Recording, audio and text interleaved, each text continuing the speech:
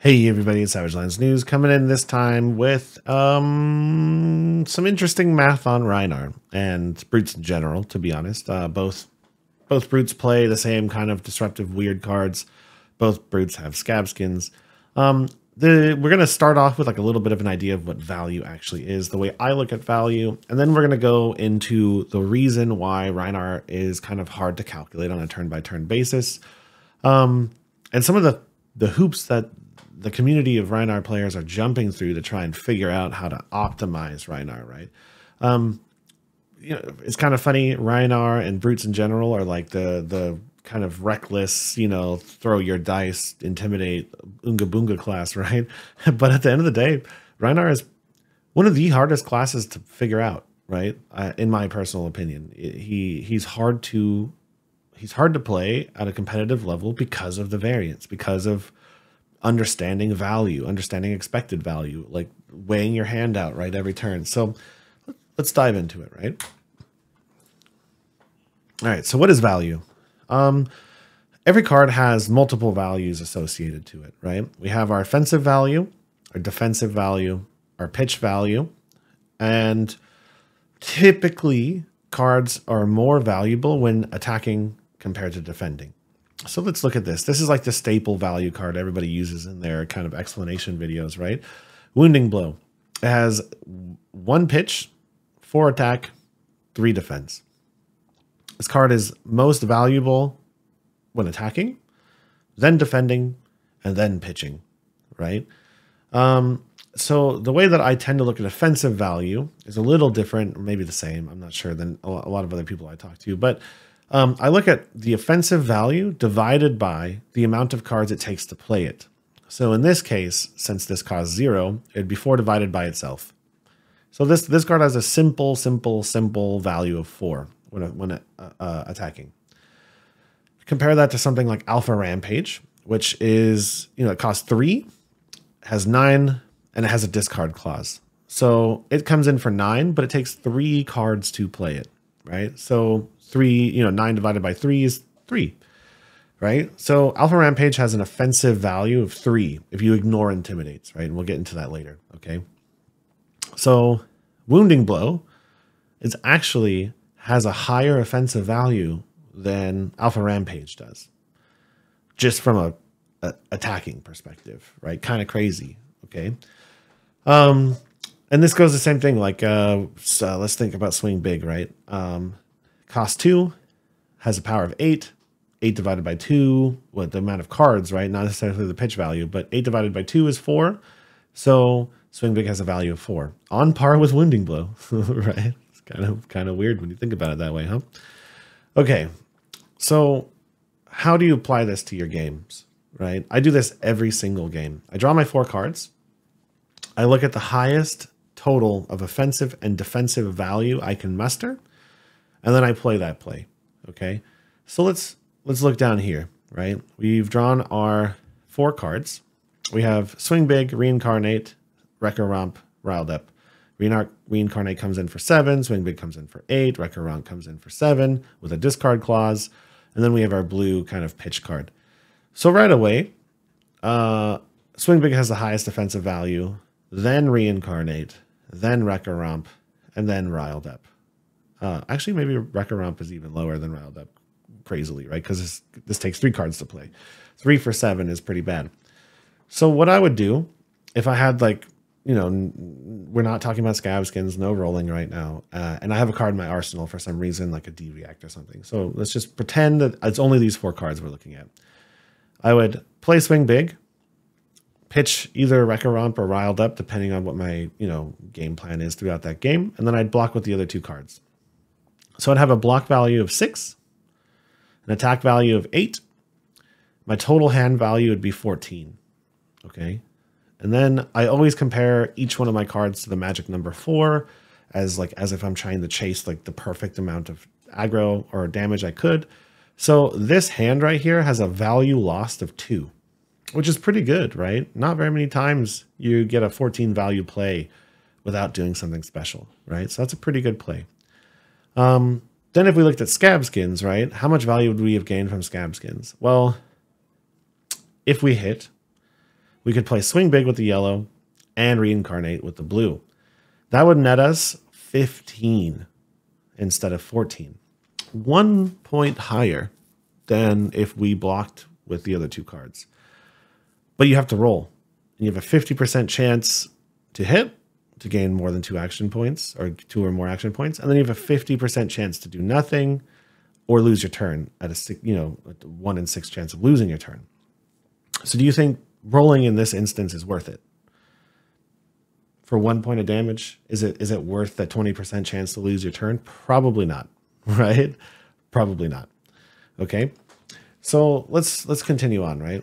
So now that we understand these concepts of value, the simple value calculator, how we calculate value, why are brute cards so much harder to play? Well, one, we have cards that randomly discard, and even worse, some cards that randomly draw and discard. So there's a whole calculation that goes into the effectiveness of Bare Fangs, Wild Ride, and Pulping. On top of that, they could also just discard some of your best cards on accident. And no matter what your ratio is, there's always a chance these fail, right? Then you have Scabskins. We just saw that Scabskins opens up an entire other line of plays that no other class can do. We don't need go again or action points on our cards. We can get them from our equipment. So when is the right time to roll Scabskins?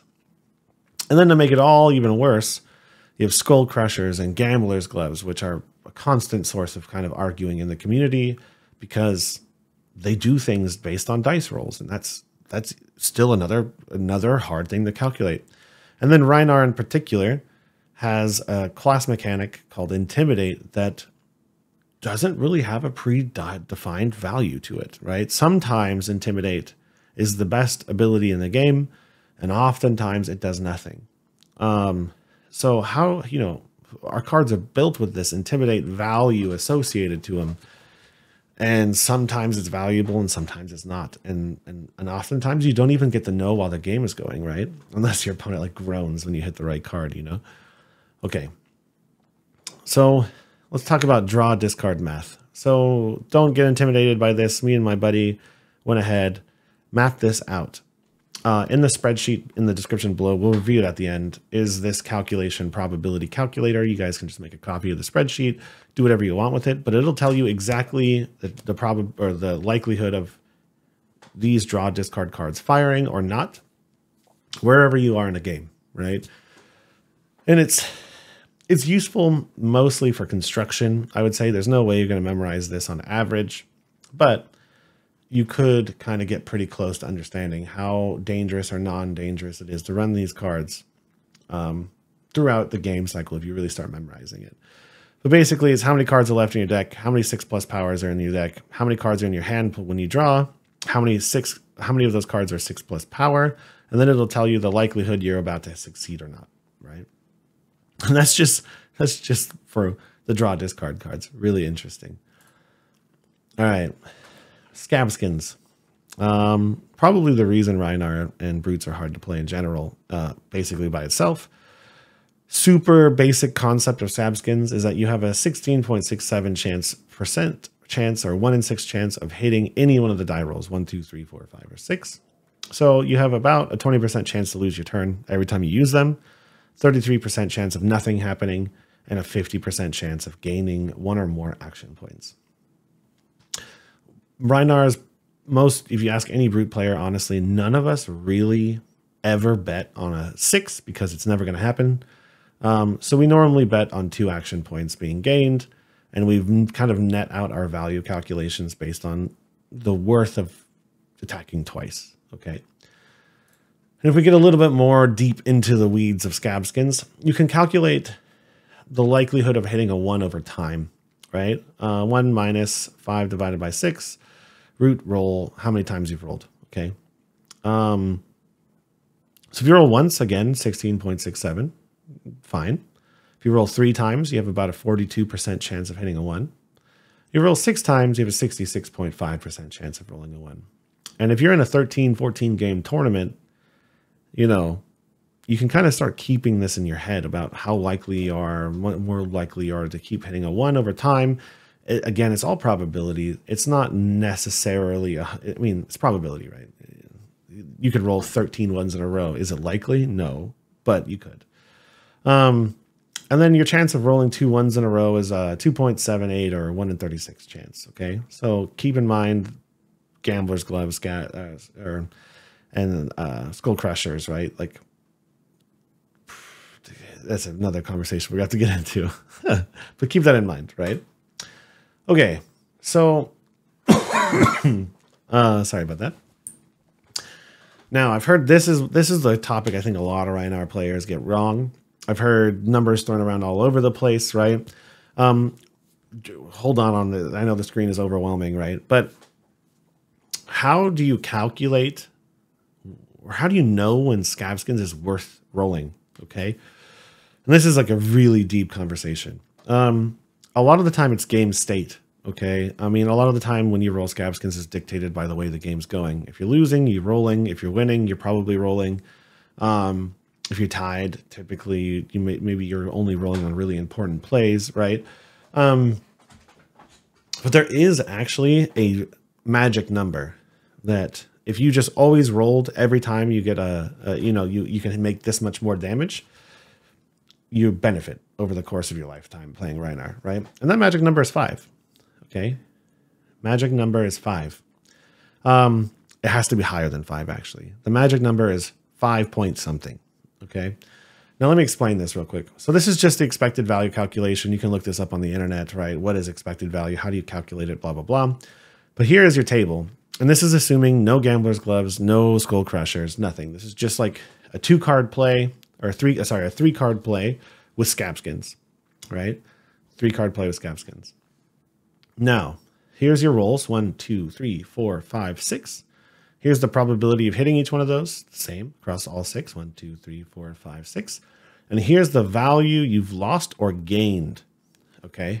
And I have this all done for you in the spreadsheet below. We'll jump into it after this, but all of this is pre-done for you, so you don't have to worry about the math that much. But here you can see the magic number 5. So I'm going to roll Scabskins to attempt to do 5 more damage than I could have if I didn't roll. Okay. So that makes sense, right? I don't know. I have a 5. I have a club in my hand, or whatever. I have a 5 damage card in my hand I'm going to play after. Okay. Now, why is it -3 on a 2 and a 3? Well, typically, unless it's a tunic turn, which changes the dynamic of this a lot, but typically in order to play 2 cards, you probably kept 1, right? So you didn't defend with that card. So you lost 3 life betting on Scabskins because you, instead of blocking with that card, you held it for this double card play. Okay. So you lost 3 life. But if you roll a 1, you lost 9 life. Why is that? Well, you probably would have swung for 6 with that 6 card you kept, and you didn't defend with a card. So you add that together, you lost 9 points of value. If you hold a 1, you lost 3 on a 2 and a 3. And then on a 4, 5, and 6, you gained 5. Now, if we go ahead and run this math, bloop, bloop, you're going to see that here we have an expected value of 0. So what does that mean? That means that over the course of playing Rhinar in 10,000 games, rolling every single time you can do 5 damage extra with Scabskins, you would gain and lose nothing. Now, if you made this a 6, you start gaining value. Every time you could ever do 6 additional damage, you rolled Scabskins. Over the course of your Rhinar career, you would have gained an exponential amount of value. Okay. All right, so let's jump into the spreadsheet real quick. Okay, here's the spreadsheet, right? You guys can go here, make a copy of it, and it'll be yours forever, and you can do whatever you want with the spreadsheet in your library. It's locked, but you will be able to make a copy, so you can do whatever you want with this in the future. So this first one is the draw discard probability, aka Bare Fangs Wild Ride % to hit. Here is just how many cards you have left in your deck, how many 6 power attacks are in there, cards in hand before drawing, 6 power cards left in your hand before drawing, and then it kind of maps them to this equation here. This is mostly useful for deck construction. It is kind of helpful to understand the impact of the amount of 6s left in your deck during the game, like every time you pitch a blue and all of that kind of stuff. The main takeaway here is that the more holding 1/6 power in your hand before you play one of these cards left is huge on the success rate of that card. So like we go into it a lot more in the second video, so don't worry about it too much. I don't want to spoil it too much, but this is mostly just here for you guys in the future if you ever want to really lean into the cheetah package, right? Here is just the same thing we talked about earlier. You can type in this box here. It'll just show you how many times you roll the likelihood of hitting a 1, right? So, you know, it's kind of useful, pretty useful sometimes. The thing that really stood out to me is that like right around the 4, you're starting to hit that 50% chance to hit a 1 threshold, which is a lot. It's a lot. Hitting a 1 can ruin a game. So understanding that, you know, if you roll 4 times in a row throughout a tournament, there's like a really high chance you're going to hit a 1 eventually. So understanding that, especially when you're picking your equipment, is pivotal. Okay. Now, this is the most unique one. So originally I was trying to map out Gambler's Gloves and Skull Crushers here. But there's way too many variables, to be honest. Okay. I ended up having to lean into like Python and stuff like that to actually come out with anything useful at all. So we'll talk about the Skull Crushers versus Gamblers in a second. But here it's that same table we looked at.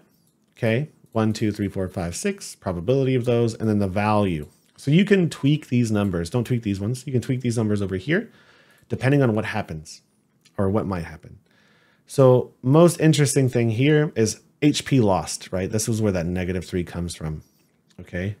That changes if you have an empty arsenal, because technically if your Scabskin fails to hit, you can put a card in your arsenal and you didn't really lose that 3. Yes, you lost it that turn, but you gain it back with value in the future. So that magic number 5 I was talking about, damage gained, which nets us 0 EV, changes a lot if you lose no life and you put a card in your arsenal. So you'll notice that if you have an empty arsenal, the value you need to gain is just 3. That's huge. That means that if you have an empty arsenal and you roll every time just to throw another claw in, you're sitting pretty neutral on the play, right? And if you're gaining 4, 5, 6, 7, 8, and you have an arsenal, you start gaining a lot of value over time, okay? Same thing goes with the damage, right? So this is -9. That's assuming that you lost your 3 health and you couldn't send 6.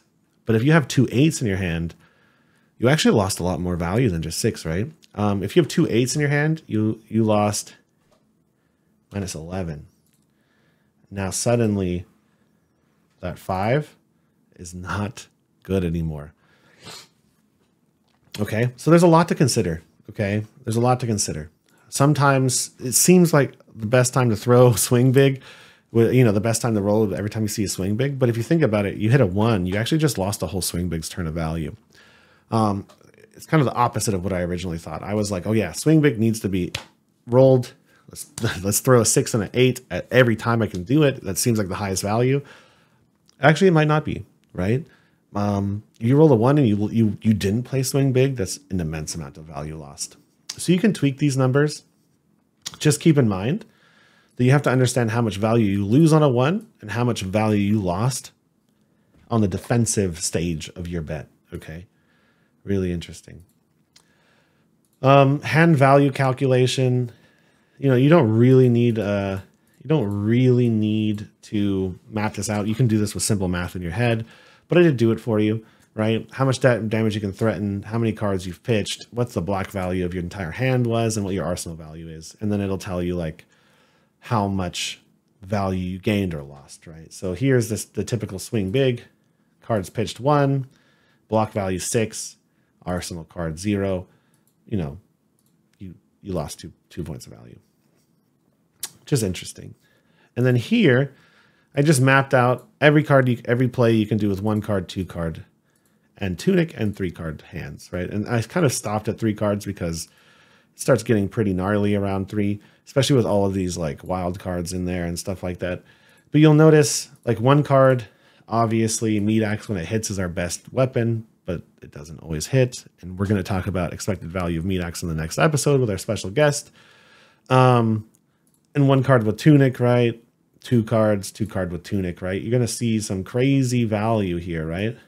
So, yeah, you're gonna see some really interesting cards that pop out, like Rolling Thunder has some immense value sometimes, immense value. But yeah, this might be useful for you guys. I'll keep playing with this. Eventually, I'm gonna try and solve the whole Gambler's Gloves versus Skull Crushers thing. Right now, I'm leaning on Gambler's Gloves. Clay and Ian up in Canada, they did a Python script that mapped it out that Gambler's Gloves typically is the most effective on a 3. I've reached basically, or on 3 rolls, I've reached an even more aggressive opinion that Gambler's Gloves basically always is better, especially if you roll on plays, not just when you hit a 1. Like if you use Gambler's Gloves on your most important Scabskins play, when you don't get the 3, 4, or 5, or 4, 5, or 6, their value goes up exponentially. The only thing that you have to keep in mind when comparing them to Skull Crushers is Skull Crushers has a block value on it. If you block a snatch with Skull Crushers every single game, they have a very high value. The problem is Skull Crushers can blow up before you even block with them. And if you're like me and you typically only roll on really important plays, Skull Crushers don't gain as much value, right? So there's a lot to consider there. But I hope this was entertaining. We have a part 2 coming with a special guest who's mapped out expected value for most Rhinar plays. I hope to see you guys there. Have a great day.